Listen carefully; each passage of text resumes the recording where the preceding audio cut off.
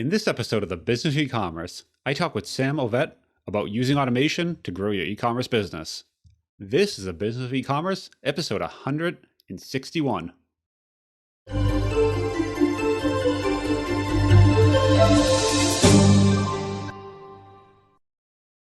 Welcome to the Business of E-commerce, the show that helps e-commerce retailers start, launch, and grow their e-commerce business. I'm your host, Charles Pulaski, and I'm here today with Sam Ovett. Sam is the co-founder of Mobile Pocket Office, where they help businesses grow and streamline using automation. I asked Sam on the show today to talk about using automation to grow your e-commerce business. He goes through a 5-part framework that really segments where you should be using automation, some of the best places, and he kind of has a nice way of thinking about it in this interview. As you know, I love talking about automation, so I get, it's not often I get to geek out with someone on the same topic. So I had fun talking to Sam here, and I think this will be good to listen to. And it gets you thinking about where are some places in your business you can start adding some automation to really improve the customer experience, not just standard chatbots and that sort of thing that take away from experience, to really enhance the experience is what Sam's in here for. So let's get into the show and listen to what he has to say. Hey, Sam, how you doing today?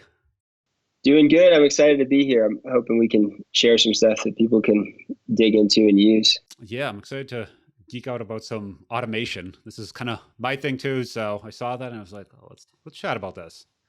So yeah, what do you guys? So Mobile Pocket Office, just real quick. You guys help folks automate. Is it more on the marketing side typically, or? Yeah, so we help people automate their marketing and sales customer journey. That's our core focus. And then that's where it starts. So the big picture view of how we work with people is we look at a business that has a lot of manual steps usually. People are overwhelmed and they're deciding whether or not to hire more people or to invest in some technology. And then that's usually where the limitations are is, well, what do we do? How do we set this up? How do we think about this? So we do an engagement with people where we actually think about and consult on what is the journey that you want somebody to have. And then from there, it's process and then understanding from the process, what of that can be automated and taken off your plate to create a better customer journey, to follow up with people longer, all those kind of things. And we can get into the details, but that's the big picture. Yeah. And then we actually help people implement, we do it, we implement it for them. I like that. Yeah. I mean, that whole customer journey, right? Like from when somebody first engages with the brand to, after the purchase, post-purchase, all the way down to follow up. There's a lot there. And if you're not automating it, it's very easy to go off the rails, right? Like it's very easy. Yeah. You can have a great experience one day. Someone else is there's all these things and like that. Inconsistent, I think is that's the word. The right? word. Where in having that consistency, then you start being able to dial it in and say, okay, like when should we follow up? Okay, should it be 3 days? Should it be 5? And you get to, if you just run enough of those tests, you get to really start. I like automation. So is that? No, that's exactly right. That's exactly right. And we break it up into buckets because it's like, well, how do I think about this? So that's, I think, the hardest thing for people is how do you think about automation relative to your business? How do you guys there's clear think about that with the different buckets? There's clear things that come to mind, like, oh, if I could automate this, that would save me a bunch of time. But then there's other aspects of it that people just completely don't even think about. And so we break it up into 5 buckets that work for any industry or business. And so you have attract, right? You have to attract new business. That's whatever you're doing to get the word out, to get people aware that you exist. That's generally the hardest part to automate and not always fully automatable. Then there's convert, right? So you've got to, from attract, you've got to convert that interest into what I just say is leads and sales, right? And ultimately you have to convert it into sales, otherwise you don't have a business. And so that part has a huge opportunity for automation and dialing in, like you said. And there are things that you can do with automation that you would really struggle to do, if not impossible to do, if you did it all manually. Right? Especially if you have any kind of volume. If it's small, maybe you can do it. But with any kind of volume, you just physically wouldn't be able to keep up with the journey that you're trying to create for people. And I think this is automation that we've all experienced, but we don't necessarily know how to build it and how to think about it. Then you have fulfill, right? And that's kind of where you start to come in. A tool like yours with Spark Shipping is like, you have to fulfill whatever you promised in that marketing and that attract and convert stage, right? They bought something. Now you got to fulfill it. There's a lot of opportunity for automation there. And those are usually the obvious manual processes that are the back end automation that just bog you down. But they're not the ones that make you money. They're the ones you have to do to just not, fail on your promise of whatever somebody bought. And then from there, you've got delight, right? So most people just stop at fulfill. Maybe they send like one email or they send the order notification and then they kind of forget about people. There's a huge opportunity once someone's bought from you and trust you to delight them, which can take a lot of different forms, but ultimately it's the opportunity to sell them more stuff that gives them more value out of whatever it is. That's where you make money at it, right? In that stage. And the other thing is like, it's a great opportunity to connect with the customer for the next stage, which is refer. So like you've sold something, they're happy, they got it. Whether you delighted them or not, they're happy with whatever they bought. If your product is good, if it's not, then that'll take care of itself in a matter of a couple months and like you'll be out of business, Yep.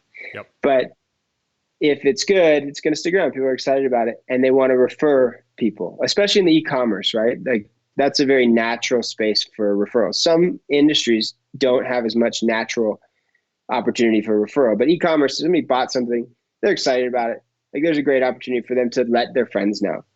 And so automating and making sure you have process around your referral process so that you're asking for that new business is essentially free marketing that you can do to grow your brand. People have heard of net promoter scores. They've heard of all this stuff. And the bottom line is that if you're don't have a systematic way to get new business from people who've purchased from you, you're missing out on a lot of opportunity. So you have attract, convert, fulfill, delight, and refer. Those are the 5 stages. And so you can look at those and you can start to think, where am I feeling like I could improve? And that's the first step. And also what is sucking up my time that if I got rid of it and I did automate it, then I could think about the other pieces of it. Yeah, I think that the issue a lot of people run into is the first 3, right? Or even just number 3, even just fulfill, but definitely the first 3. Yeah. You kind of fulfill's like generally the most challenging, right? It's like the most logistically challenging to figure out. Yeah, I think there's just a lot of data and stuff, and there's a lot of work, right? The other ones, especially the delight and refer, that's kind of the big money maker. But a lot of people are so bogged down with the first, at least number 3. Some people just get bogged down with 3 and like. Well, yeah, and if you get attract and convert dialed in, like even 50% awesome, like that could be an enormous amount of business that now your fulfill stage is like super cumbersome. And you're like, I don't have time to think about delight and refer unless you solve that problem. Unless you solve that. And those last delight and refer, that's where you make all your money, right? That's where the business actually starts building and kind of you reach that growth phase. Versus, absolutely. And yeah, you can just plateau because you can just, like you said, hit a double, right, on the attract and convert, start getting some leads, and then all of a sudden you bog down in fulfillment and you're just in a hamster wheel and there's no kind of getting out of it. Yep. And so the first step is, and that's what we do with people. So people are usually in some kind of hamster wheel. I think that's like a great way to describe it. And e-commerce is, is the audience here, but it's really anybody who's going through those stages. And if you're bogged down in your fulfillment process, whether it's physical or a service, because that can be equally time consuming, but we'll focus on e-commerce because that's your audience, is that you got to get yourself out of that hamster wheel of fulfillment so you free up your time, because your other alternative is just to hire people to do this. And so if that is profitable, great, but oftentimes it becomes less and less profitable very rapidly to hire people to handle the fulfill stages, and any of the stages for that matter. So if you can use a piece of technology to automate that, then that's a fantastic thing. And now you're freed up to think about, okay, now you've got the other two sides of the five, right? So you've got the attract and convert, because you can probably always make those better and bring your ad cost down if you're doing advertising, or put out more organic content that is working for you to attract people. And then work on that convert stage so that of the leads that are coming in, you're converting a higher volume of them. But then that like magic thing, like you talked about, which is after the fulfill, is how do you increase the lifetime value of a customer, right? And that's the light, and then that's refer. That's how you like blow it up, right? You spent that money, you got that customer, or you spent that time, you got that customer with organic information. Now you want to do the work that's going to get them to buy more and more of your stuff that's relevant to them. Yep. And refer more and more of the people they know that would also be interested in whatever it is that you have. And like, that's the moneymaker. That's the magic. That's how you blow these things up. And that's why people love subscription-based products, because they sort of take care of themselves in that way if people stick around on them. But I think the big thing here is that not everybody's, and then probably the majority of e-commerce is not subscription-based, right? Yep. Those are the stories we all hear about and we love, and like I enjoy when we get to work on those projects. But there is an opportunity, if you're not subscription based, to like do that very simple thing in someone's mind, but harder to do with technology, and let them know about the other things you offer, or things that you have a partnership with that you offer that you make money on, that you already have made the customer for somebody else. Let's say we can just use a super simple example of like something like a household good, right? So let's say you sell mugs on the internet, right? Well, you got to put stuff in the mugs, and that's a subscription recurring product that goes in that mug. And maybe it's a really nice tea, or a coffee. And if you partner with a brand that you like, I'm sure they have an affiliate program. Most good ones do. And you can recommend that to your customers through a story of you using it in an email, automated as part of that journey, knowing that they bought a mug and not a bowl from you, right?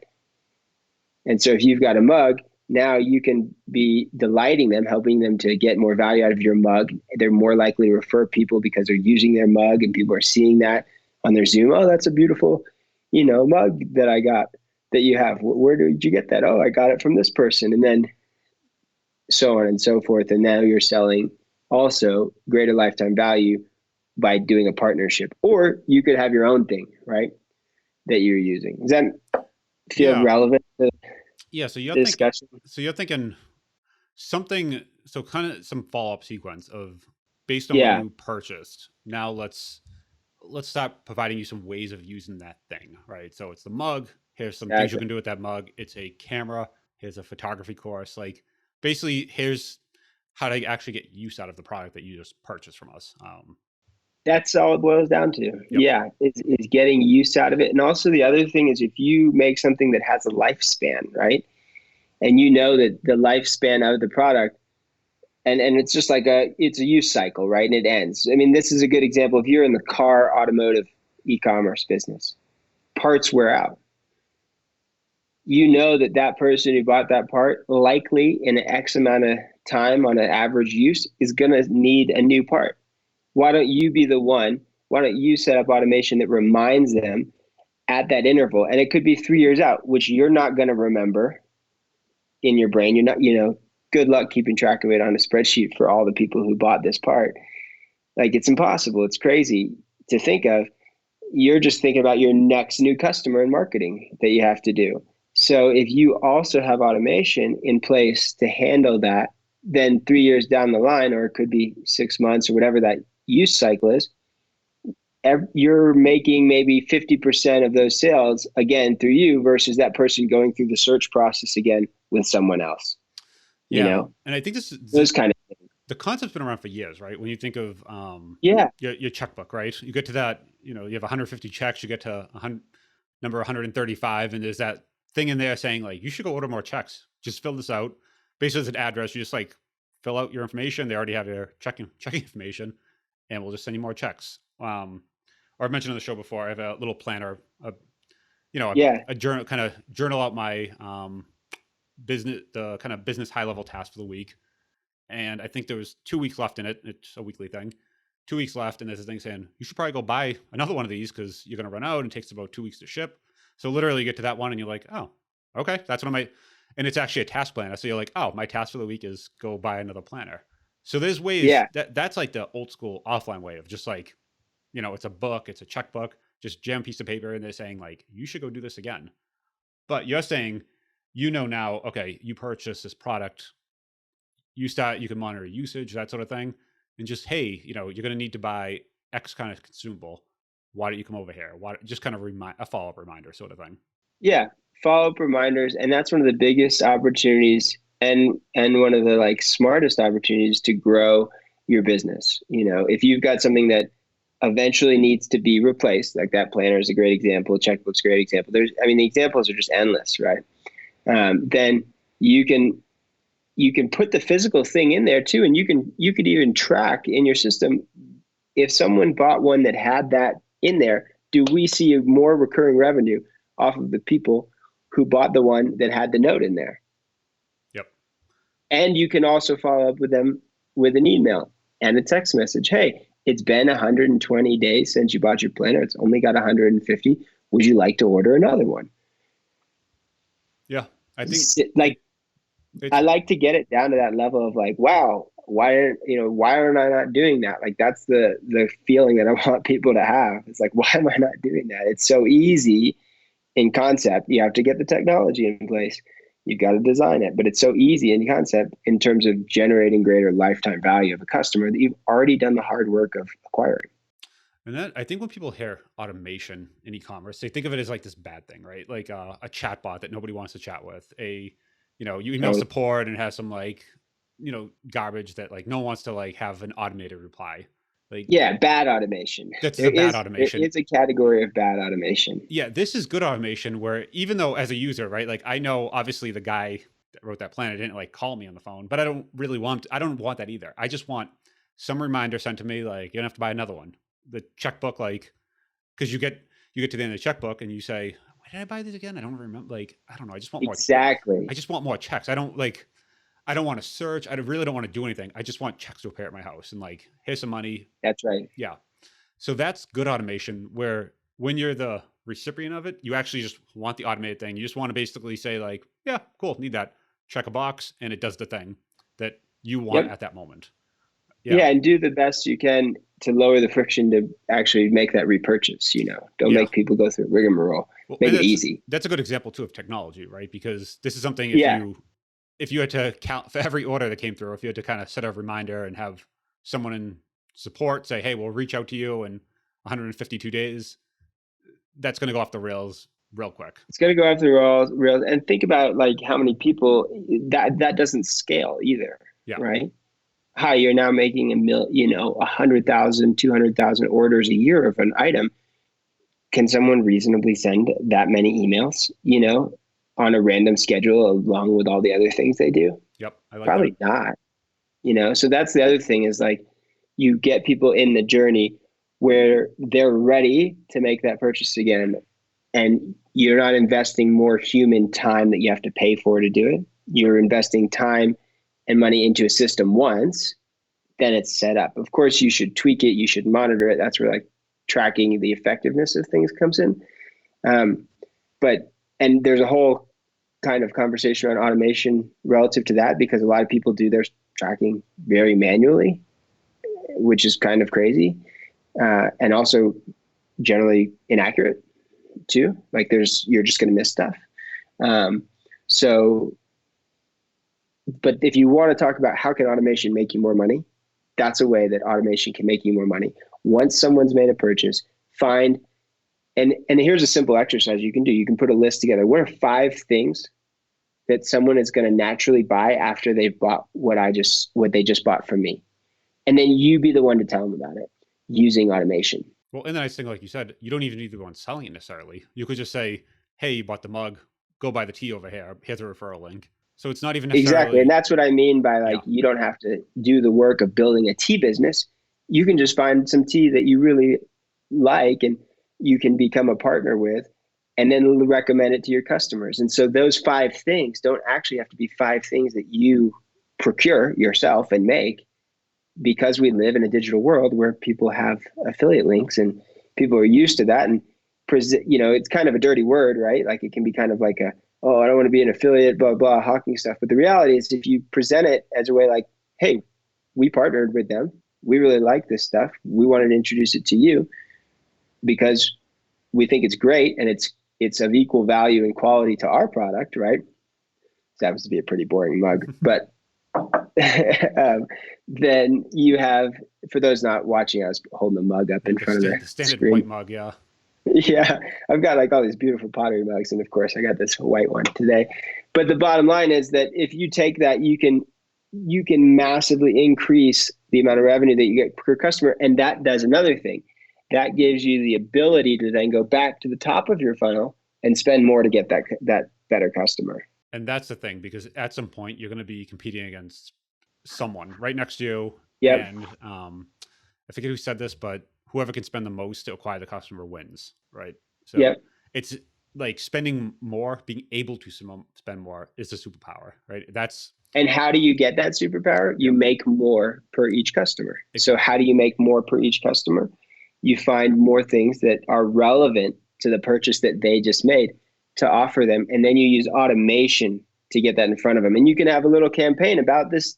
If we go down the route of the company that sells mugs wanting to sell tea, you can have this whole automation about tea. Yep. That's a campaign. That's like this really cool, maybe 5-part story about the tea company, how you learned about them. Now you're connecting people. Now you're using the power of psychology and marketing to connect people and hopefully make more sales. That's where you have to see, is it working? Is it effective? But the bottom line is more communication about relevant products. Don't worry if people unsubscribe. Like, that's always going to happen. But if you are getting interest and people are taking you up on those things, then continue down that path, because now you have a greater lifetime value and people appreciate the communication. And then they're more likely to refer you because you're top of mind while they're using that. I like that. Would you say it's more of the So it kind delight of or more plays of the into it. refer when you kind of say that? I think based on what we just talked about, that's delight. Delight. Okay. So what would be an example When of I refer then when you start talking about that? So refer is a great example of refer is, give 10, get 10, right?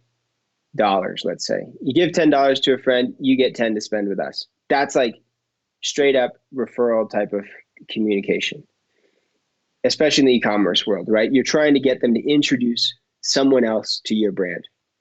And that's the bottom line. So that's your whole goal with it.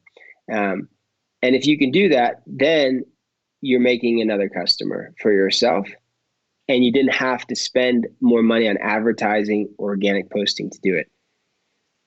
When And it, that's the key. when's the right time to kind of hit them with that offer? Because I mean, you see a It lot of people. depends. Okay, because you see a lot of people do it wrong, right? Where in that fulfillment email, Yeah, like, "Hey, your order shipped. Give 10, get 10," and you're like, I haven't even got the order yet. Like, what do you?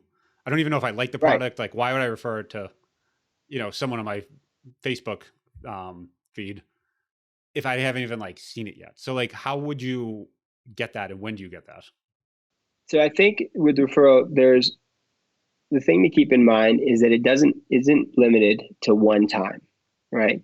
And then it's going to be a little different for each product. But the goal is, if we think to ourselves, when is that moment that I'm getting a wow experience, that I'm getting like the highest high of the product experience? That's when you want to ask somebody for the referral, when they're most excited.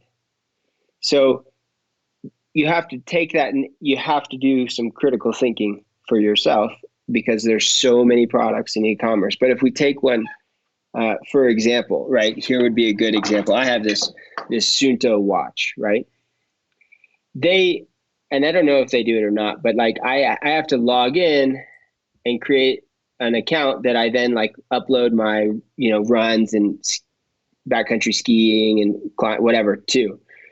And so if I were the company, if I saw that a user had successfully uploaded an activity, so first I would like have a campaign to get them to upload that first activity. Use the watch. I want them to use it before I ask for referrals, right? That's the delight. I want to like make sure it's really clear. They have instructions. I want to remind them, hey, it looks like you haven't uploaded anything to the platform yet. Here's what you can see. Here's how you do it. If you have any questions, if we have a support team, then reach out type of thing. I'm going to try and do it without involving humans first. But then when I see them upload that first, run to the platform, because it's tied to the watch and that, probably is going to be the same email they use to purchase, I want to then ask them for a referral because they just got the use out of it. You with me? Yep, I like that. That would be the example. So you got to think like, when are you creating that wow experience? And then do you have the technology infrastructure and the data to actually power the automation? And you could even do this a lot more low tech in some ways, right? Of, hey, when you use this product, maybe it's not the watch, it's a hat, right? Like when you use this product to go skiing with, post a pic, put it on our Instagram, on our whatever. And then at least oh, they must have been skiing because they have a picture of them skiing with a hat on. Now let's follow up with them that way. Exactly. So you can do low tech, absolutely. I'm trying to think of, I'm just looking around, like you can just look around your desk and see products that you bought and like, oh, here's one like chapstick, right? This is a chapstick company I really like out of Joshua Tree, California. And I would give it like, as soon as somebody got this, I'd give them about, 2 or 3 days to have an opportunity to use it. And I would do that probably 4 times at a minimum, so wait 2 or 3 days, and just remind people that, hey, we have this cool thing. If, give a chapstick, get one or something, or get 5% off, something like that gives people some kind of incentive to buy it because you're using it, it's a consumable, and you want that repeat purchase. And so I would just give people, if I knew the amount of time it took for someone to likely use it, then that's how I would use it in that case. That's a good one to talk about, knowing how much time, right? Because that chapstick, you can get it 2 days after it's there, you're going to open it and start using it. But those backcountry skis, you might buy them. It could be months before you can actually get out there and use them. So it's a very different. So then it's going to be seasonal, right? Yeah. Oh, weather's changing. They bought it in the Northern Hemisphere. So, and we know that because everybody gets shipping information in e-commerce.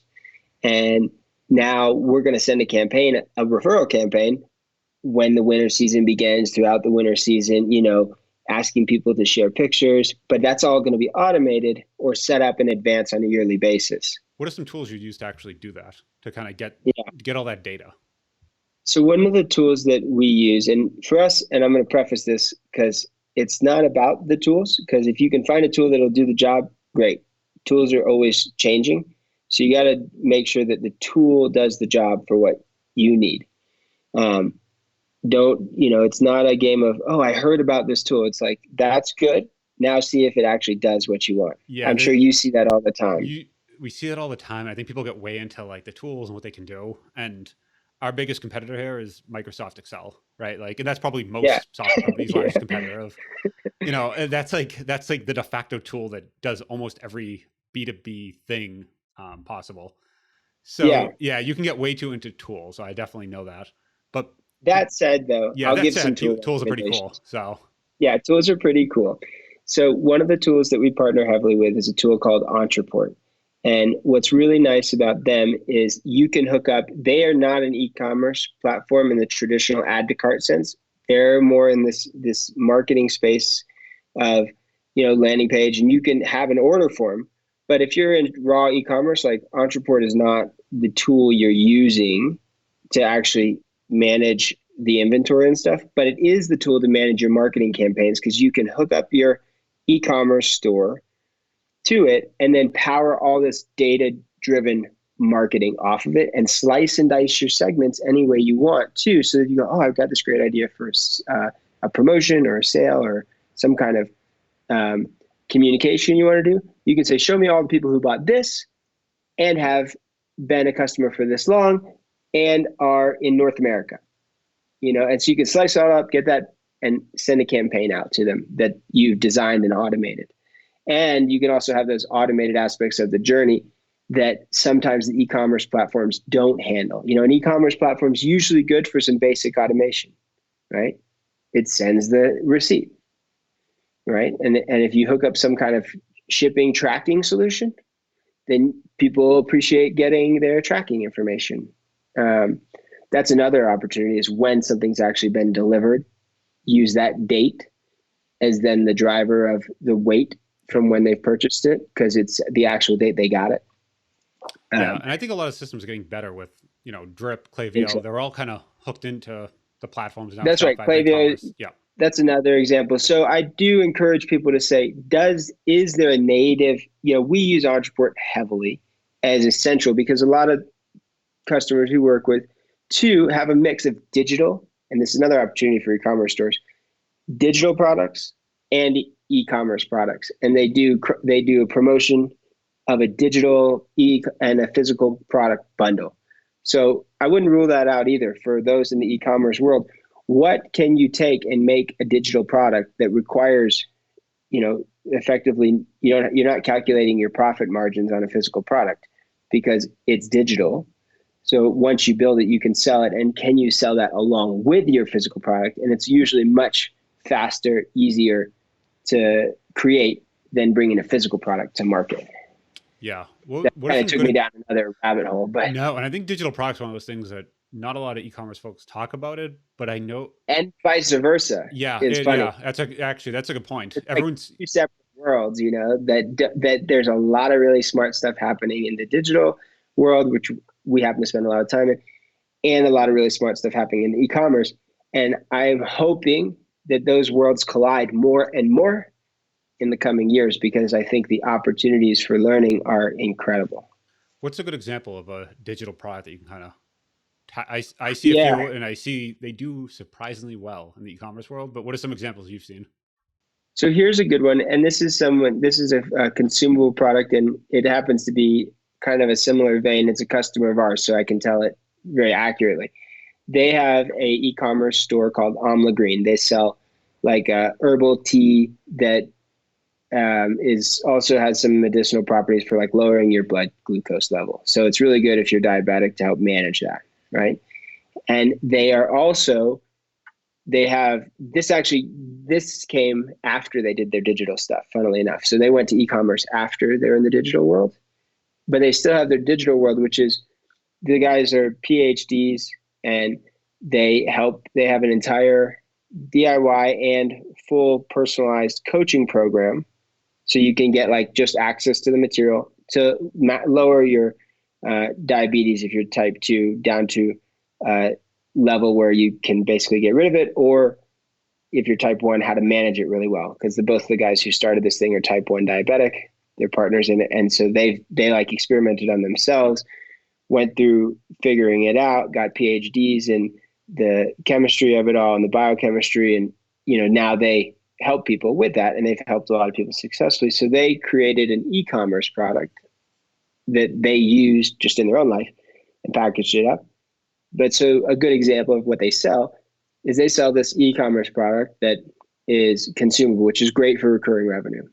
And then they have this digital product that's the guide on how to actually, in their case, it's like a Heart Smart action plan is what they called it. So to put some words to it. So you get the T and the action plan of how to manage your diabetes with it. And so it gets people into their ecosystem. It also gives people a tool, and they're able to sell both a physical product and a digital product. And so the margins are a lot higher on that sale. And they use automation, and I'll just give people the full picture. Run ads. That's not automated, other than just, there's somebody doing Facebook advertising, Google advertising, and on their team, they get people in, they run people through a webinar. That's what they're inviting them to with the advertisement. And then they follow up after the webinar. So they're selling at the end of the webinar. They're giving the people the opportunity for the offer after the education.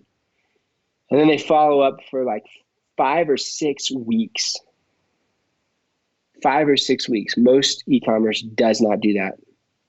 5 or 6 weeks, just information, great stories, success stories about the product and the plan that are real, testimonial style that they give people. And that is how they drive revenue to that. So they just capitalize as much as they can on, and I would hope so because they're a customer of ours, but they do the work to attract, and then they just use automation to follow up after that live webinar. And they found that live webinars do better than recorded ones. So they just roll with that. And they also have some recorded ones, but they'll do live ones, and they just follow up to people, quote unquote, buy or die, leave their ecosystem. And that generates a ton of sales for them. And because they're selling a physical and a digital product, they've got a one-time digital product that's super high margins with the opportunity for other digital products that are payment plans or subscriptions to work with a nutritionist. And then they have a super low ticket offer, if you will, compared to that, the actual product of this tea that's made with it's called amla green that they like, and were found to be effective to keep blood glucose down if you're doing other things as well. So that's a good example of that. And that's all recurring revenue for them. And they can also afford to spend more to get that customer, because no matter what, they're making some money, and they bundle it up in different ways. Well, I think the long follow-up, that helps too. With people get used to hearing from you, and it becomes now you're not just a stranger. You're actually, you're actually someone they know, and you're an email address they recognize. When they get that email, it's not like, oh, what's this again? And whatever.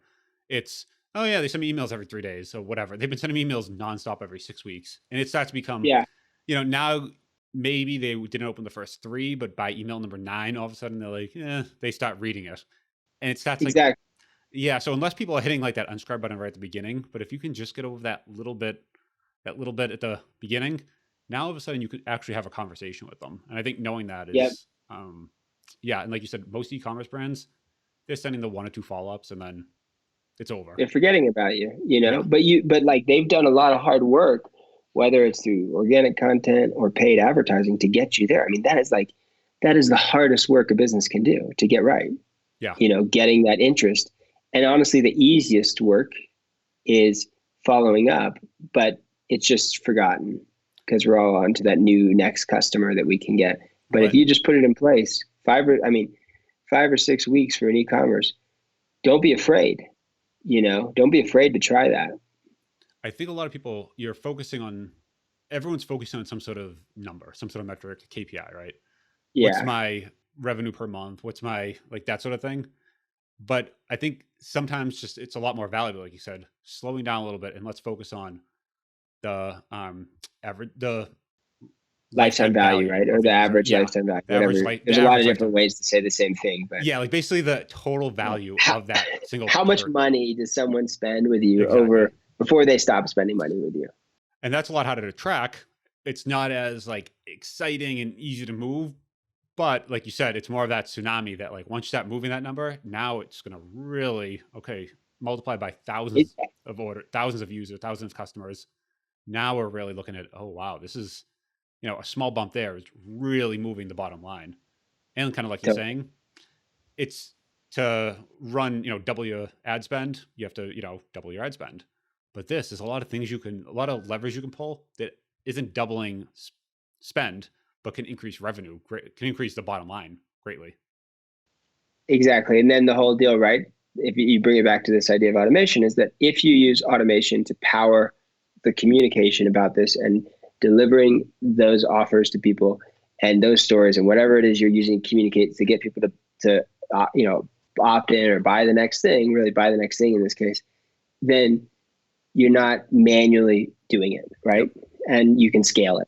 And that's the key, is automation gives you the power to scale. That's the bottom line. It gives you the power to scale without extra human resources. Yep, I like that. And as soon as you add more human resources, things are inconsistent again, even if they're the best. People take time off, life happens, it's just the reality. And so whatever you can automate, do that. And then spend your money on really smart, creative people who can attract more business for you. But everything past attract, see if there's a piece of technology that can do it for you. and it can be configured and set up right, because that's what you want to do. You don't want humans doing anything past. You could talk about maybe they could do some stuff and convert, but really anything past the tract, you shouldn't, as much as you can, don't hire people to do it. There are situations where it's required, but that's why people automate their manufacturing. That's why people automate, the idea of automation first started in fulfillment, right? In the whole process, the building of things, we're automating stuff. So that's most of what we think about in automation, doing a task. And if you think about your marketing and your conversion efforts as sequences of tasks of communication, then use automation to power that. Yeah. I tell users a lot of times, we automate 99% of orders. There's that 1% that the humans do better at, where UPS, and that's okay. And that's okay. And that, okay, UPS ran over the box and it's for a wedding tomorrow morning. So we have to get this tonight down to UPS so they can next day air, and that's something that can, you're never gonna be automate that. Oh, it's for a wedding. I didn't understand. Okay, let's kind of get down to UPS right now, the fulfillment center. Yeah. That's but something, if you've got the 99% of it automated, then you can actually can be on that, right? Yeah, they can get that phone call, and they're not so bogged down and I'm sending spreadsheets around. They're now going, they can hear the problem and understand and go, all right, that other 99%, that's running in the background. The computers get that. That's what the robots do. This 1% that really requires me and, to make a phone call and to really figure out there's a problem. How do we solve this problem out of the box? That is where the people should be spending their time in the business. So I like that. That's definitely how we think about it too. That's exactly right. And then there's another thing that comes to mind here. I pulled it out of my desk when I was looking for products, but this and for those not watching, this is a handwritten thank you note, right? But it's merged out of a system, and it's written by a machine that looks handwritten. So these kind of things I've seen that now. There's a robot, and it's a robot that holds a pen. So it's not like a printer that the printer's printing. It's a robot, and the robot can basically have handwriting, and they get better and better. But they're really using pens, so that when you're moving the pen slightly on the edge at the end of the sentence, it doesn't look like it's printed because it's not. It's literally written with a pen. It's written and you can fill by a robot. Indent. Yeah, exactly. So it happens to be by a robot, but you can, like you said, scale. So you can send out thousands of those. And that's right. And you could send it right after they buy something. Yep. And you could include a person, you could merge the thing that they bought into that message so that that they feel like it's not just a generic message. Yep. And you can do these personalized things with the data you have, and you can use automation to kick off that process after the purchase happens. It sends out for everybody. That's a great way to do, encourage referrals, because people open physical mail still. Yep. Well, especially when it's handwritten. I get those once in a while, and even though the handwritten ones, it's they're selling you something. Usually, you get ones here that they want to buy a house. Hey Charles, I want to buy it, and you're like, what? But you look at his handwritten, did someone actually write this to me? And you really do read it. Yeah, and especially if you're in e-commerce, right? If you just bought something from someone versus trying to get sold something you're not interested in, you just bought something, and you get a handwritten thank you note. That's where we have this saying, and it's on our website, but it's be human where it counts, otherwise automate, right? Yep. But part of that is use automation to be human as well, and create a human connection, because the reality is, they're going out. That's why you put it in place, if you did. And it doesn't lessen the impact on the person who receives it. Yep. I like that. It just allows you to do that for everybody. And people can argue, philosophically, however you want. But if you're here and you're trying to generate revenue, that's a great tool. Yes. And hopefully the people here just want the revenue, right? Because at the end of the day too, you get the revenue to help more people. And that's kind of the goal of this whole thing, right? That sure, I could write all these notes by hand and do 100 orders a month, or we could get the product in the hands of a lot more folks, help a lot more folks, but we need to augment some parts of the business with automation, with help in different ways. So you think about it kind of like a bionic suit, right? How can I use technology to help me lift more? Yep. Move faster with less energy? Love it. All right. I could talk about this all day, but I want to watch the time. So if people want to kind of see more of what you're doing, kind of check out the site, where could they do that? Yeah, mobilepocketoffice.com is the best place to go. It's real easy to book a call with us. And if people want to engage with us, the way we work is we have an engagement where we actually go through everything that makes up your process. We go through those 5 pillars. And then from there, we're able to discuss the outcomes of what are you able to and what do you want to automate to augment your business. And then we put the technology in place, and the key is then we teach you how to use it, and that way you can run with it. So that's Awesome. how we work. And it's really exciting to see when people have that ability. You know, the big thing it does, I mean, you mentioned it when we were discussing before the show, but the big thing it does for people is it gives back their time. Not, I mean, number one, it grows, it grows your business. Sure. That's huge. That's amazing. That's wonderful. But it gives you back your time as a human to do whatever the hell you want Yep. outside of just being a robot to your business, a slave to your job that you created for yourself. Yep. Love it. Okay. I will link to that in the show notes. If people want to reach out, I'll definitely have it all there. So Yeah. appreciate you coming on today. Thanks a lot. It was great chatting. Thank you.